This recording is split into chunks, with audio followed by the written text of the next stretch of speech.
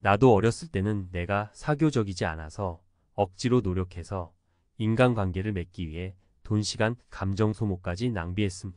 그런데 30대 중반 넘어가면서 이런 게 다 무슨 소용인가, 관혼상제만 포기하면 나는 자유를 얻을 수 있다는 깨달음을 얻고 진짜 싹 다 정리했음. 현재 44살이 되어보니 나의 선택은 신의 한 수였음. 사교적이지 않고 외로움도 타지 않는 나의 성격은 축복받은 성격이라는 걸 40살 넘어서 깨달음. 사람들 뭐하러 만남? 나 혼자 충분히 잘 지낼 수 있는데 한평생 편히 살다 고독 사는 축복임. 물론 나 같은 성격을 타고나야 함. 보통 사람이면 아마 외로워서 못 버틸 겁니다. 사람의 본질적으로 이기적이기 때문에 관계에서는 반드시 갈등으로 고민과 불행감을 동반한다. 때론 관계가 기쁨과 즐거움도 주겠지만 화기울은 많지 않다. SNS의 등장으로 마음만 먹으면 한 시간에도 수백 수천 명의 사생활을 만날 수 있는 지금 더욱 필요한 말입니다. 스스로를 믿고 매진하기. 고립 고독이 지적인 게 맞는 것 같기도 하다. 철학은 멋진 학문이다. 모든 철학자 중에 내 성격은 쇼펜하우어랑 99% 일치? 쓸데없는 인간관계 하다 보면 스스로 깨닫게 되죠. 사교가 어쩔 땐 독이 된다. 인간은 스스로 판단하기보다 누군가의 말을 믿고 싶어 한다. 이 말 극히 공감합니다.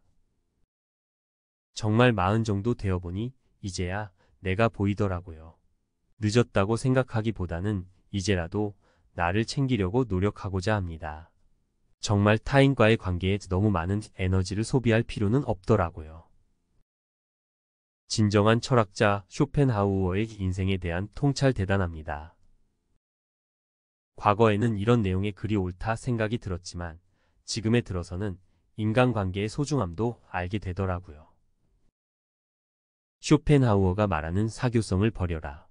현실적인 인생 명언과 현대 사회 적용 사례. 고독은 위대한 정신의 축복이지만 평범한 인간에게는 저주이다. 아르투르 쇼펜하우어. 쇼펜하우어는 염세주의 철학자로 유명하지만 그의 날카로운 통찰은 인간 본성과 사회에 대한 깊은 이해를 바탕으로 합니다.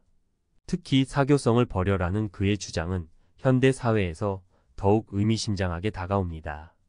쇼펜하우어는 진정한 행복과 자유는 외부의 인정이나 관계에서 오는 것이 아니라 자기 자신과의 깊은 관계에서 비롯된다고 믿었습니다. 그는 끊임없이 타인의 시선을 의식하고 관계에 얽매이는 것은 불필요한 고통과 불행을 초래할 뿐이라고 경고했습니다. 쇼펜하우어의 현실적인 인생 명언. 혼자 있는 것을 견딜 수 없다면 자유롭지 못한 것이다. 쇼펜하우어는 혼자 있는 시간을 통해 진정한 자아를 발견하고 내면의 목소리에 귀 기울일 수 있다고 강조했습니다. 타인과의 관계에 지나치게 의존하는 것은 자유를 잃는 것과 같다고 말했습니다. 사람들은 대개 자신이 누구인지 모른 채 타인의 기대에 맞춰 살아간다. 쇼펜하우어는 사회적 기대와 압력에 굴복하여 자신의 진정한 모습을 잃어버리는 것을 경계했습니다.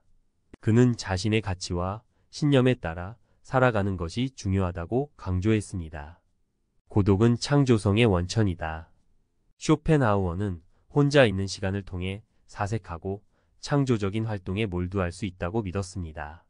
그는 예술가, 철학자, 과학자 등 위대한 업적을 이룬 사람들은 대부분 고독 속에서 자신의 재능을 꽃피웠다고 말했습니다. 진정한 친구는 소수에 불과하다. 쇼펜하우어는 의미 있는 관계는 양보다 질이 중요하다고 강조했습니다. 그는 수많은 피상적인 관계보다 소수의 진정한 친구를 소중히 여기는 것이 더 가치 있다고 말했습니다. 인간은 사회적 동물이지만 동시에 고독한 존재이다. 쇼펜하우어는 인간은 사회 속에서 살아가지만 근본적으로는 혼자라는 사실을 인정해야 한다고 말했습니다.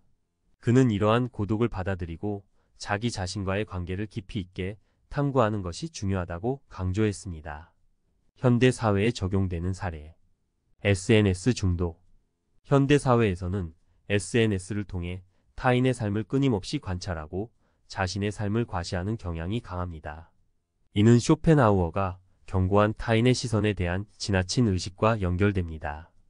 SNS 중독은 자존감 저하, 불안, 우울증 등 심리적 문제를 야기할 수 있습니다. 쇼펜하우어의 사교성을 버려라는 주장은 SNS 사용을 줄이고 자기 자신에게 집중하는 시간을 늘리는 것이 중요함을 시사합니다. 과도한 인간관계. 현대 사회에서는 다양한 모임과 행사에 참여하며 인맥을 넓히는 것을 중요하게 생각하는 경향이 있습니다. 그러나 쇼펜하우어는 의미 없는 관계에 얽매이는 것은 시간과 에너지 낭비라고 지적했습니다. 그는 진정한 친구는 소수에 불과하며 깊이 있는 관계에 집중하는 것이 더 중요하다고 강조했습니다. 외모 지상주의. 현대 사회에서는 외모가 성공과 행복의 중요한 요소로 여겨지는 경향이 강합니다. 이는 타인의 시선을 의식하고 사회적 기대에 부응하려는 압력을 증가시킵니다.